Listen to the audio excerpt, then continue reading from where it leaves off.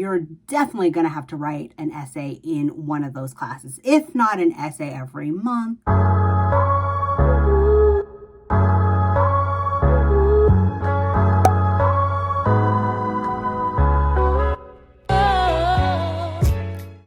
Hello students, welcome to my office hours, and today I'd like to talk about essays. Now, I know some students don't like to write essays, some students do like to write essays, but it's definitely a good skill that you need to hone and craft, because once you get into college, more than likely you're going to have to take an English 101 class or a composition class in which writing and essay writing is going to be a factor in that. Plus, you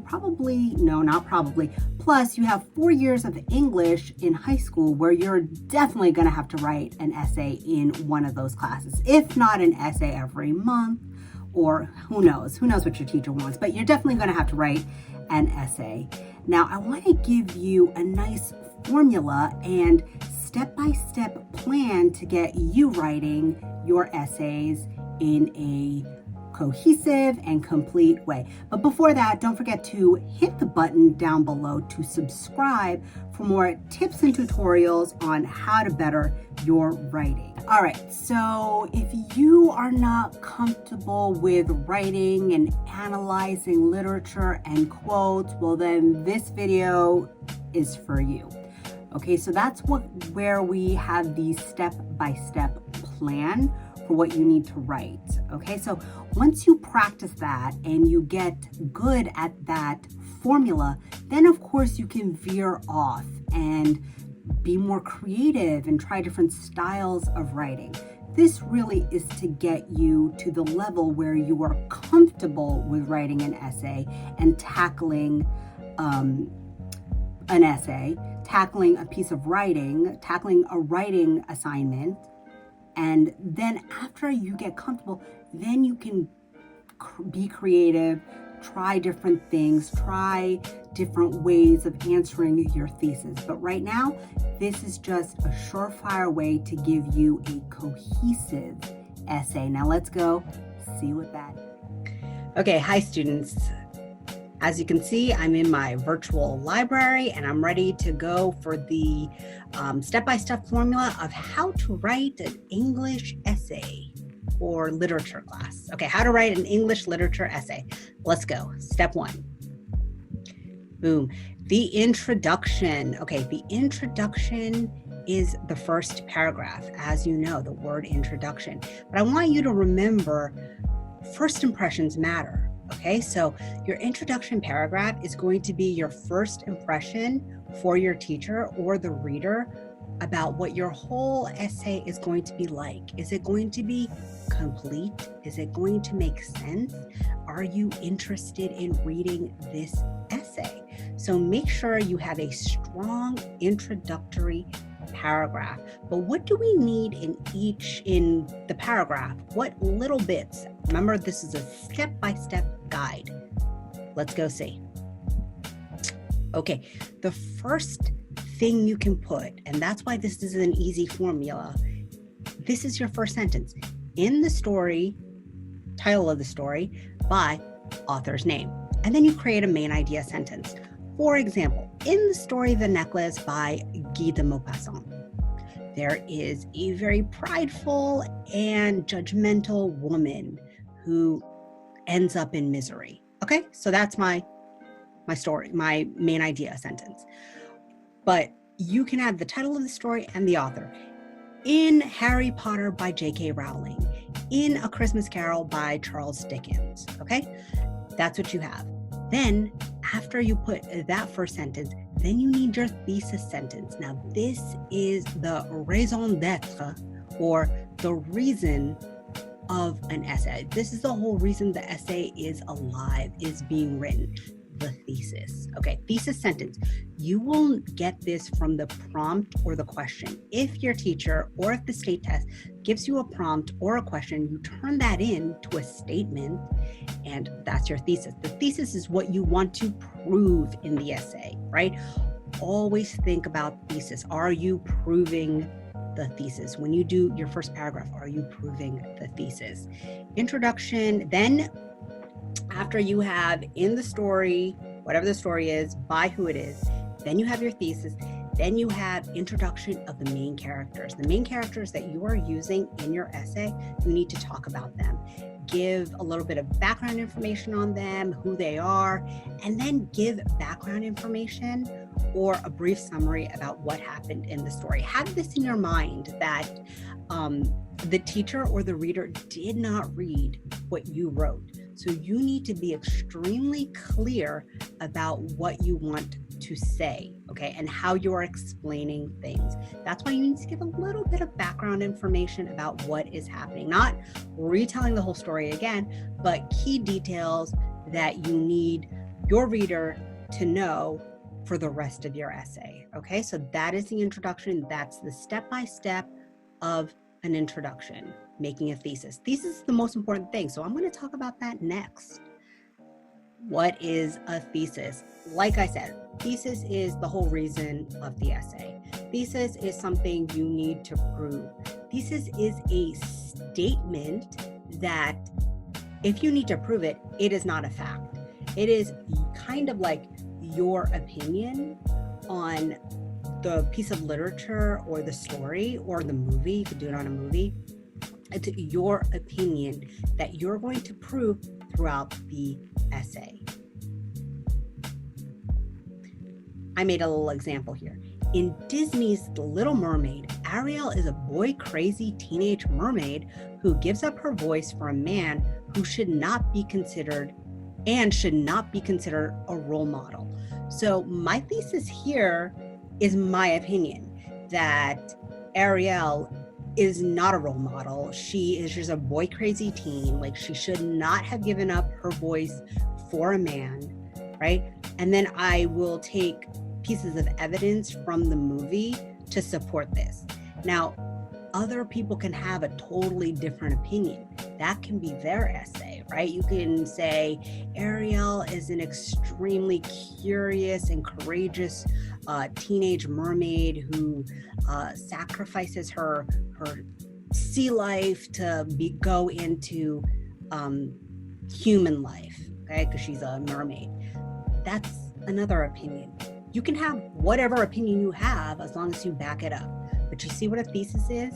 The whole reason for this essay that I would write is because of this statement that I just put up here, or I just put on my paper, and then everything else in the rest of the paper, or the essay, I'm sorry, is to prove this thesis. Thesis is a statement. Okay, so I'm gonna go run down everything I said about thesis. Okay, thesis, it is one sentence that states the main idea or argument of your essay. Number 2, it makes a claim or statement that needs to be proven. Okay, statement or claim, it's not a question. Number 3, it is focused and specific enough to be proven within the paper or the essay. So you cannot have like a thesis that is ginormous or too huge. It needs to be specific so that you can prove it in the essay. The thesis controls what you are saying in the essay and why you are saying it. The reason that you give evidence is to prove the thesis. All right. Let me know in a comment down below if you want me to do a video only on thesis, right? And like thinking up how to make a thesis. Leave a comment down below and I can do that for you. Okay, body paragraph, AKA for me, meal paragraph. I did another video on how to write a good paragraph and the formula is meal. So this body paragraph, the formula is meal. All right, use, and it says right here, use the meal formula. Main idea, evidence, analysis, and then last sentence or link back to the main idea. That's what you need in a good analytical literature essay. I don't know how they write in science, or I don't know what you need to do in like an engineering class, but this is for a literary class. It works for Spanish literature too. Okay, so like French literature, Spanish literature, whatever literature class, but I specifically teach English, so here we go.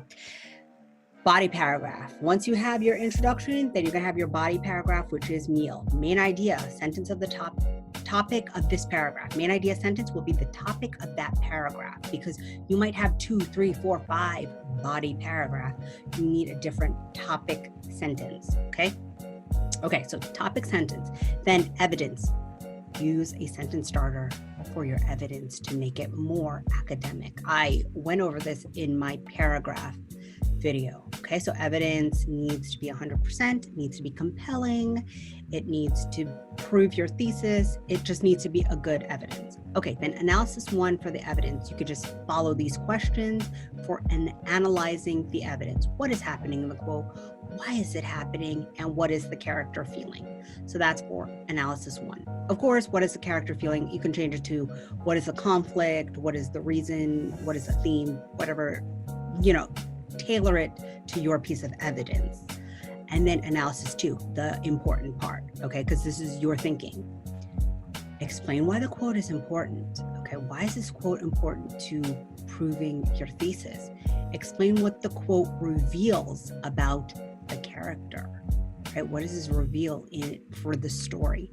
And explain why the quote proves your main idea sentence, okay? Which in turn proves a thesis. But then I have there, explain how the quote proves your thesis, okay? Because it's all about proving the thesis. So analysis 2 is a lot. It's definitely a lot of thinking on your part, using your own genius to come up with something new and novel for your essay. And then last sentence, this should summarize, wrap up, tie into a bow your body meal paragraph, okay? Don't forget, it's the last sentence, but it also links or relates back to the main idea. So your last sentence is here, you want to link it back to the main idea sentence, okay? And that will be a good, strong, powerful body paragraph, okay? So if you have 2 body paragraphs, just follow the same thing, follow the same formula, you obviously have a different topic sentence because it's a different paragraph. But this is just the formula for your meal paragraph. Conclusion. Now, I got a pen now. Now, if your introduction is your first impression, your conclusion is your goodbye. Okay, you also want your conclusion to be memorable. You also want your conclusion to be strong. I like to say to my students, don't get cheap on me. Okay, do not get cheap on the conclusion. Give it your all so the reader puts it down and was like, that was good, like not, oh, that was good and then I don't know what happened. No, you want to complete it so your reader says that was good. Okay, so in the conclusion, you answer the prompt in a short summary. So you just kind of answer your prompt or your thesis again in a short summary. You summarize the main idea of the entire essay. Everything in your essay, you just go ahead and summarize that up. Now number 3 is a big one, that's why it's highlighted. Give a final message or lesson that we can learn from the story. What we leave from the story and what we learn. What do we get when we leave a story? Because human beings, people, we don't read, for fun. Yeah, we read for fun, but we read to get knowledge and get different messages. All books have a theme or a message. So in your essay, give a final message. Okay, it could be the theme of the story. So that's just what it is. Anyway, what lessons or truths should be understood? So you can wrap it up like that from your essay, from the story, from the book. What lessons should be known? What lessons should be understood? And lastly, don't get cheap on us. This should not be 2 sentences. This should not be 3 sentences. Close it correctly, okay? Well, that's all I have for you today. I hope that this step-by-step formula helped you to understand how to write a good and solid literature essay for English class or any literature class for that matter. But I promise you that if you follow these steps and you continue to practice, you are going to get better and better at writing essays, literature essays. If you do have a comment or a question, please leave them down below and I can get back to you. But if you liked the video, please hit the like button and subscribe. And if you made it this far, then you get extra credit. Well, that's all for now. So please keep learning and stay classy.